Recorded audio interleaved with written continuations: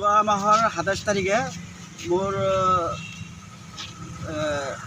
দাদাৰ ৱাইফৰ একাউণ্টৰ পৰা ১০,০০০ টকা দুবাৰকৈ কাটি নিয়ে। এটা মেছেজ আহিছে, অহাৰ পিছত তেখেতে ষ্টেটমেণ্টটো ওলাইছে, চোৱাৰ পিছত চাইছে দুটা ট্ৰানজেকশ্যন হৈছে ১০,০০০কৈ। আৰু পিছত ট্ৰানজেকশ্যনটো আপোনাৰ ডিটেইলছ ওলাওঁতে তাত ওলাইছে যে ATM-ৰ পৰা উইথড্ৰ হৈছে বুলি।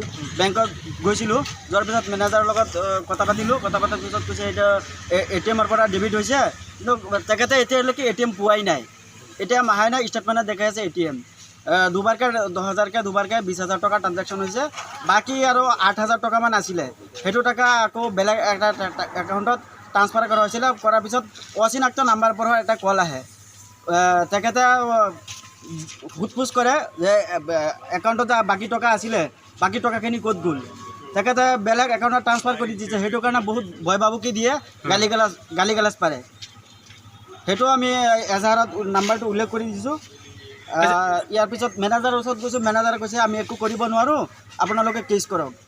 থানাত গৈছোঁ, জুৰি আৰক্ষী থানাত, তাত কেছ এটা কৰিছোঁ, কিন্তু এতিয়ালৈকে কোনো ৰেছপন্স পোৱা নাই। চাইবাৰ ক্ৰাইমৰ ঘটনা হৈছে, নিশ্চিতভাৱে চাইবাৰ ক্ৰাইমৰ ঘটনা হ'ব, কিয়নো ট্ৰানজেকশ্যনটো হোৱাৰ পিছত আনন'ন নাম্বাৰৰ পৰা এটা কল আহে, সেইটো এটা ফটো আহিছে, ফটোটো আমি স্ক্ৰীনশ্বট মাৰি ৰাখিছোঁ। এতিয়া কি ক'ব, চৰকাৰক কি আহ্বান জনাব যিহেতু এনেকুৱা ঘটনা আৰু হৈ আছে? এইটো চক্ৰ উৎখাত কৰিব লাগে চৰকাৰে। দুখীয়া মানুহক সহায় কৰিব লাগে। খাটি খোৱা মানুহৰ ধনৰ পইচা এনেকৈ চাইবাৰ ক্ৰাইমে লৈ গৈ আছে। এইটো দুখীয়া মানুহ, টকাটো উদ্ধাৰ কৰিব লাগে আৰু এইটো চক্ৰটো উৎখাত কৰিব লাগে, যাতে এইটো ঘটনা পুনৰাবৃত্তি নহয়, বেলেগে ভুগিব নালাগে।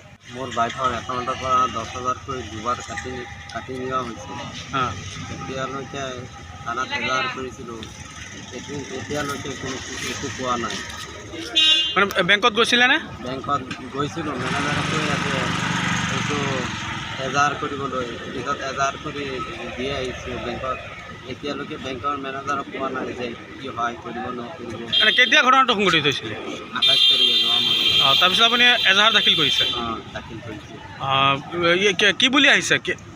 বেংকৰ পৰা ষ্টেটমেণ্ট উঠাইছিলে? বেংকৰ পৰা ষ্টেটমেণ্ট উঠাইছিলোঁ, উঠাই পেলাই দেখুৱাই আছে এটা ATM-ৰ পৰা উঠাইছে, ATM-ৰ পৰা উঠাই পেলাই পিছত আৰু এটা ফোন আহিছিলে, ফোন আহি পেলাই পিছত কৈছে যে ক'ত ট্ৰান্সফাৰ কৰা হৈছে, কি হৈছে, পূৰা ডিটেইলছ জানিব লাগে। পিছত মই দিয়া নাই, পিছত সি গালি গালাজ কৰিছে।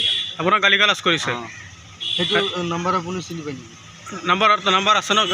নাম্বাৰটো এজাহাৰ দিছে নেকি? এজাহাৰত দিছোঁ, এজাহাৰত দিছোঁ। চৰকাৰক এইটোৱে আহ্বান জনাওঁ যাতে এইটো ধৰিব লাগে সোনকালে।